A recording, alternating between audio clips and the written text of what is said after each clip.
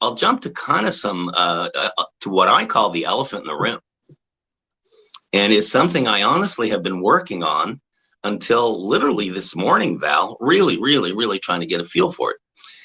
From the very beginning, much like a CEO or a Las Vegas gambler, don't say that word, I've approached this.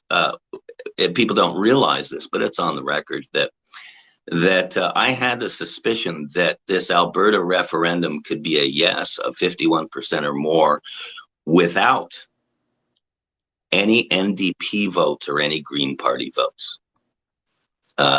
People would have to really do their homework to remember me talking about that, but I've talked about it on air and I've written about it.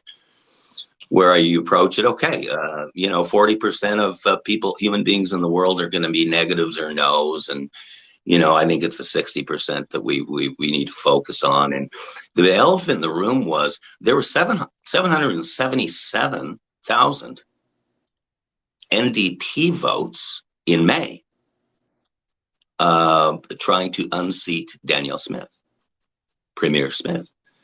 And I'm saying, okay, 777,000. There are actually two polls. They're real close as far as the exit, the election totals. But 770,000 people. Now remember, these folks have just showed up in May, either by the mail-in voting or what have you. They were very successful with their off-site voting. And they had valid ID. They were these folks. They were eligible to vote in Alberta. They pulled the voting lever, as we say in the old baby boomer and senior days. So what of those 777,000 folks, what percentage would vote yes or no? Because it is impossible, based on CEO and Las Vegas standards, for anything to be zero. So it's not zero, but we've been factoring in zero up to this point. So that has been a discussion, as you know, it's really been internal, because I've been trying to get a feel for it. Not what's satisfactory to some mathematician or bean counter or pollsters who are always wrong, and the experts are always wrong. I wanted to find out in my gut what the truth was. So just to recap, 77. You're saying you want to know how the socialists are going to vote, how the communists are going to vote, how the greenies are going to vote. You're breaking it down, and you're wanting to get a projection. Okay, so have you taken the time and talked to the people in charge at the top yet? Boy, you're digging down to the investigative journalist questions again, aren't you, Val Olson of Val Olson News?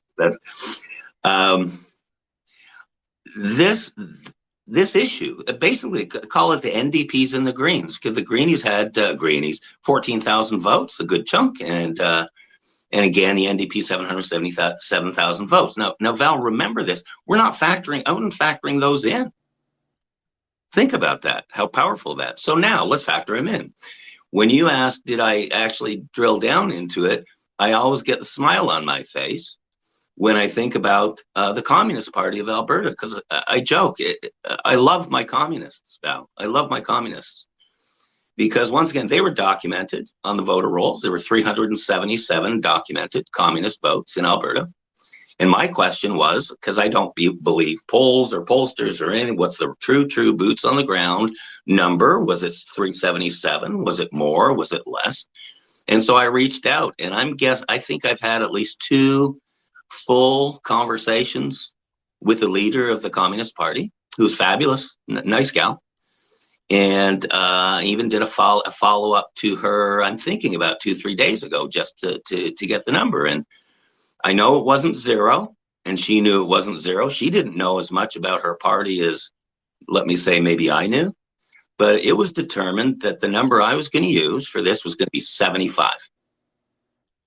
That there would be 75, because I was trying to get it from within the party. So that's one of those full disclosures of the 857,523. 75 of those are Alberta Communist Party, and I feel totally comfortable with that.